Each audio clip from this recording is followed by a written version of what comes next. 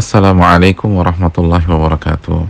Bismillah, alhamdulillah wassalatu wassalamu ala rasulillah wa ala alihi wa sahbihi wa wala wa ba'd. Saudaraku yang semoga Allah muliakan, social distancing dan self-isolation yang saat ini dikampanyekan dan diterapkan dengan slogan belajar di rumah, bekerja di rumah, ibadah di rumah, pastilah memiliki konsekuensi yang tidak kecil, mulai dari kebosanan, pemasukan banyak orang yang mengalami penurunan drastis, toko-toko dan restoran sepi. Saya sendiri memiliki beberapa teman yang sudah menutup restoran dan usahanya. Belum lagi berbagai macam program kerja ditunda bahkan dibatalkan. Dan tidak sedikit yang bukan hanya bekerja di rumah, tapi memang sudah dirumahkan. Belum lagi ada banyak acara ditunda dan dibatalkan, seperti banyak acara-acara lamaran yang ditunda, dan banyak resepsi pernikahan yang dibatalkan. Dan ini baru sebagian akibat dari social distancing atau self-isolation, khususnya saat kita benar-benar tidak keluar rumah untuk memutuskan rantai virus COVID-19. Saudaraku yang semoga Allah muliakan, konsep ini memang berat dan banyak yang harus dikorbankan, sehingga sekilas terlihat merugikan.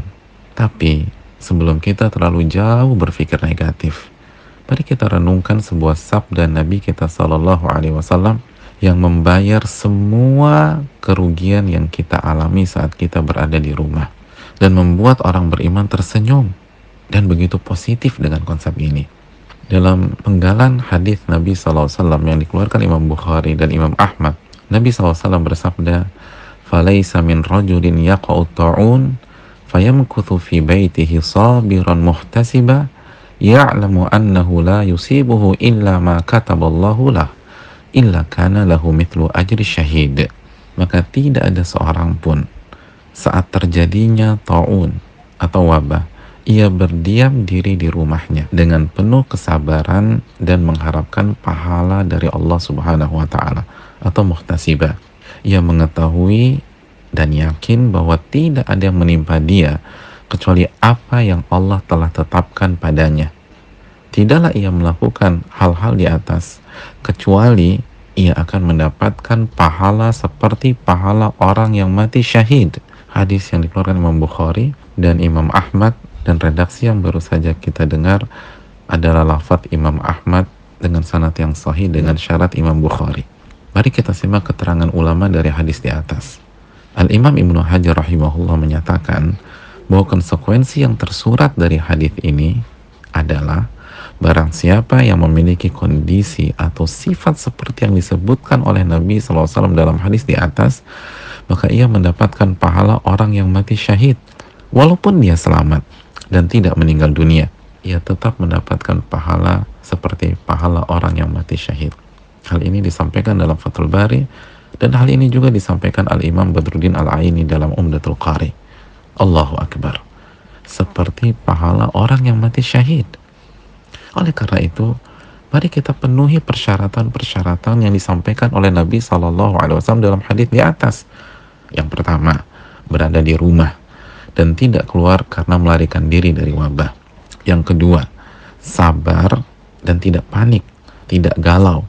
Ia menerima ketetapan Allah dan ridho terhadap takdirnya, serta tidak keluar karena melarikan diri dari rumah atau daerah tersebut. Yang ketiga, muhtasib. Artinya ia mengharapkan pahala dari Allah Subhanahu wa taala. Jadi pada saat kita berada di rumah, kita niatkan mengharapkan pahala dari Allah.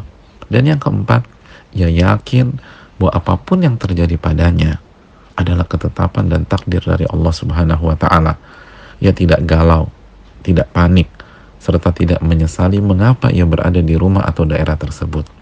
Jika semua kriteria di atas kita penuhi, insya Allah kita akan mendapatkan pahala orang yang mati syahid.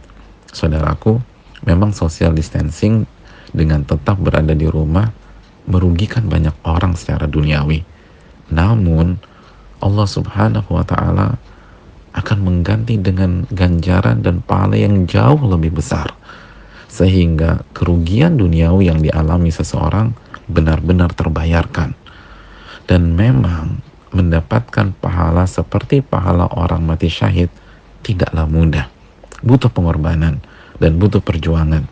Terakhir, ada catatan khusus Apabila ada seseorang berniat dan bertekad untuk berada di rumah untuk mendapatkan pahala orang yang mati syahid, namun ia harus keluar dari rumahnya karena alasan syar'i, maka insya Allah ia tetap dapat pahala orang yang mati syahid.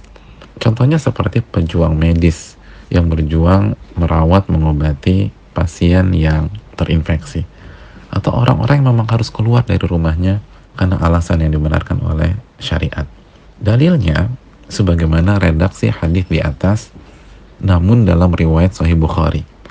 Karena dalam riwayat Sahih Bukhari redaksinya adalah fi baladi, artinya di negerinya atau di kotanya atau di daerahnya. Dan redaksi ini lebih umum dari redaksi yang diriwayatkan Imam Ahmad di rumahnya. Dan kita bisa cek juga keterangan Al-Imam Ibnu Hajar dalam kitab Badrul Ma'un fi Fadli Ta'un, dan juga Al-Imam Al-Munawi dalam kitabnya Faidul Qadir. Selamat berjuang meraih pahala syahid, saudaraku. Assalamualaikum warahmatullahi wabarakatuh.